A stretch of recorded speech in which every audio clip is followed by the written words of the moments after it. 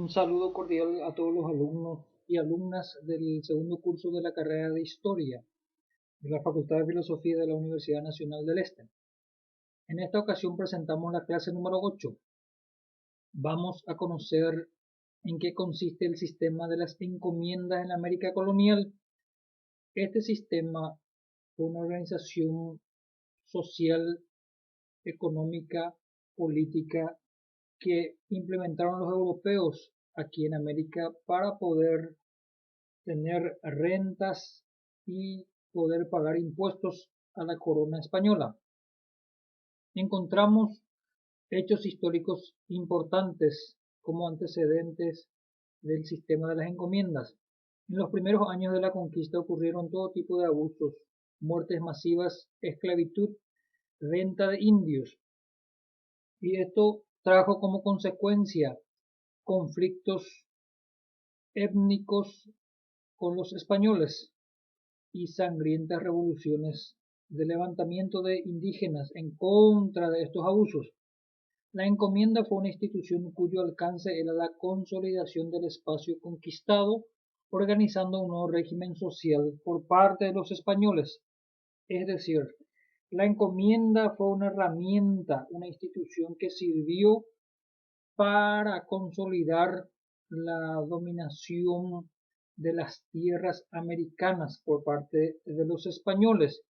Con la encomienda cambiaron los modos de vida de los aborígenes, los modos de relacionamiento y los sistemas de trabajo.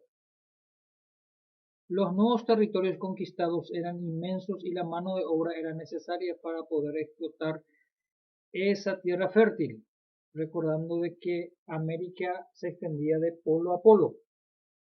En aquella época no había agencias de trabajo temporal ni oficinas de empleo que gestionasen las necesidades de empleo de los empresarios o encomenderos.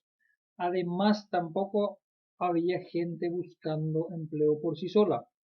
Es decir, este sistema de organización laboral que nosotros conocemos en el periodo colonial era bastante distinto. Los colonos no eran capaces por sí solos de sacar adelante sus empresas de minería, agricultura y ganadería. Por ello tuvieron que recurrir a los nativos y convencerlos entre comillas, de que trabajasen para ellos. Además, a la corona le interesaba mucho poner a producir estas tierras para cobrar los tributos correspondientes, como se hacía en los otros territorios del Imperio Español.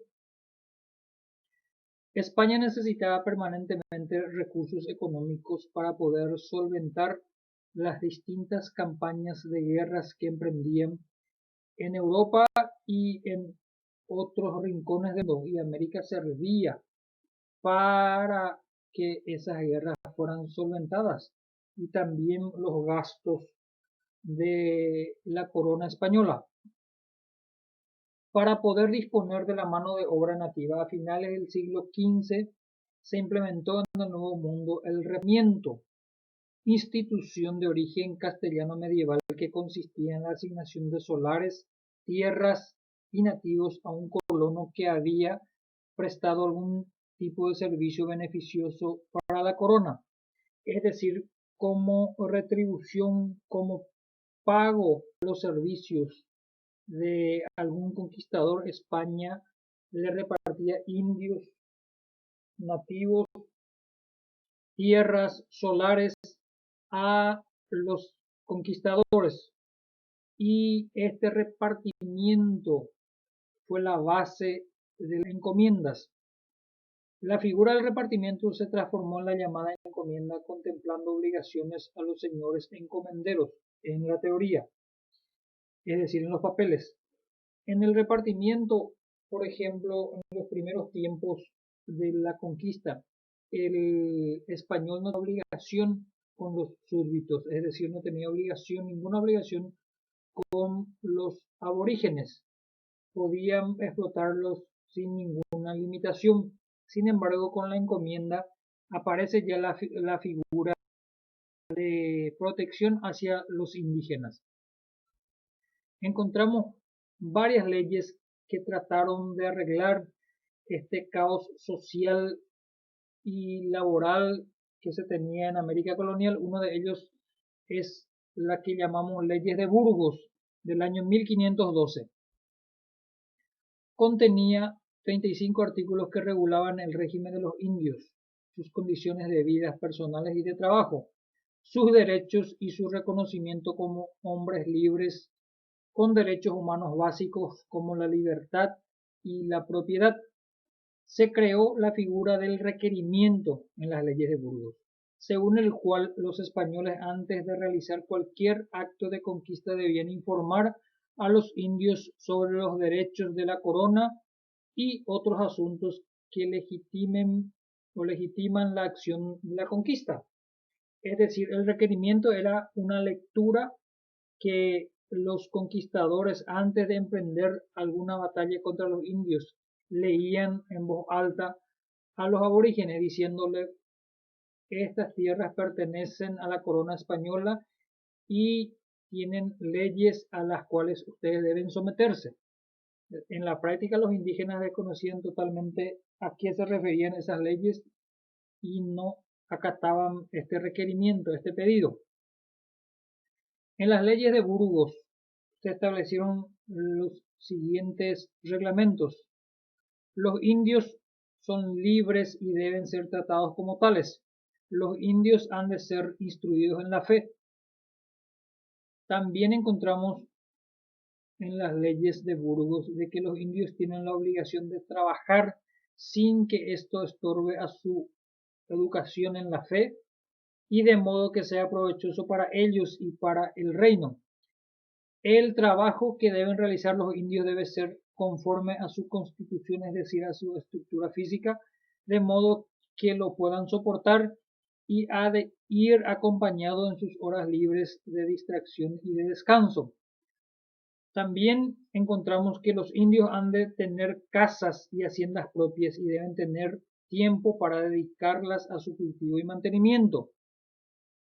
Los indios han de tener contacto y comunicación con los indios. Otro punto que se establecía era que los indios han de recibir un salario justo por su trabajo. En estas leyes de Burgos encontramos un debate muy interesante entre dos corrientes de pensamiento, el pensamiento jurídico y el teológico. El pensamiento jurídico, sostenido por los grandes juristas españoles, decía de que los indios tenían derechos naturales como la libertad y el acceso a la propiedad. Sin embargo, los teólogos, no todos, pero la mayor parte de ellos sostenían de que los indios, al no ser cristianos, no poseían alma, no tenían la acepción de la divinidad y estos defectos, llamémoslo entre comillas, le privaban de la libertad y del derecho a la propiedad. Finalmente triunfó la concepción jurídica, es decir, reconocieron a los indígenas su derecho a la libertad y a la propiedad en las leyes. Encontramos también las ordenanzas de Granada del año 1526. Granada era una región de España muy importante donde se reunieron también los juristas para poder establecer nuevas normas de convivencia. Las protestas seguían llegando en boca de los religiosos. En 1524 el Consejo de Indias adquirió plena autonomía institucional respecto al Consejo Real. Este es un hecho muy importante históricamente. Es decir, a partir de 1524 el Consejo de Indias, la que se encargaba de todos los asuntos de las Indias, o sea, de América, consiguió independizarse totalmente de cualquier otra institución en España y poder regir de esa forma los destinos de América y de sus habitantes. El Consejo se reunió en Granada en noviembre de 1526 y dictó una prohibición el día 27 que contenía 12 ordenanzas dirigidas a los conquistadores españoles en las que se les invitaba a promover y fomentar buenas costumbres a los nativos para así apartarlos de vicios e instruirlos en la fe cristiana. Entre las ordenanzas encontramos que los castigos a los conquistadores que abusasen de los nativos, la inmediata liberación de los indios esclavizados injustamente, la presencia obligatoria de 2 clérigos en todas las operaciones militares para garantizar el trato justo a los indios, la lectura siempre del requerimiento, es decir, antes de invadir un lugar debían leer ese acta de requerimiento, la prohibición de la esclavitud india, la inclusión militar de indios evangelizados, la prohibición del trabajo indígena en las minas, pesquerías y granjerías. Entonces, en estas ordenanzas de Granada de 1526 se establecieron también de que todas las capitulaciones otorgadas en los años siguientes a los conquistadores españoles llevarían aparejadas todas estas condiciones a cumplir, cuyo control de cumplimiento estaba a cargo de los religiosos. Es decir, los religiosos debían informar si es que se cumplía o no se cumplía estas a las autoridades españolas. Pero paralelamente existían otros funcionarios del Reino de España que debían velar por el cumplimiento de estas leyes, que más adelante vamos a estudiar. En la práctica jamás se cumplieron estas ordenanzas. También encontramos las nuevas leyes de Indias de 1542. Esta ley fue una recopilación y ampliación de las leyes vigentes desde el inicio de la conquista. El objetivo de este cuerpo de leyes fue otorgar un marco legal y justificar el dominio de las tierras americanas, regular la vida de la población y mejorar las condiciones de vida de los indígenas. Se establecía en las leyes nuevas el régimen virreinal creado en América.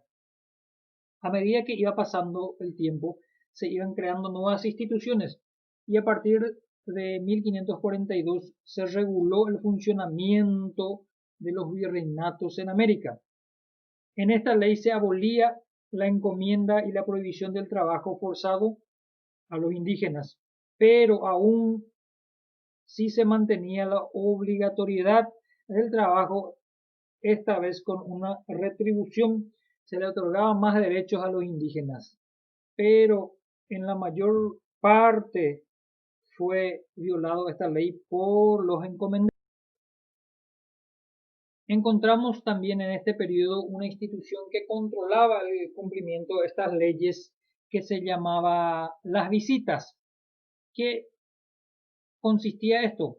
El visitador era el funcionario, el contralor del cumplimiento de las leyes. En caso de no cumplirse las leyes, este visitador realizaba un sumario, destituía al funcionario, sea gobernador, virrey, cabildante, a cualquiera de estos funcionarios, el visitador tenía la potestad de destituirlo en caso de mal desempeño de su función y tomar posesión del cargo. Entonces, hubieron visitadores renombrados en la América colonial que también tuvieron sus limitaciones por la extensión de las tierras en América.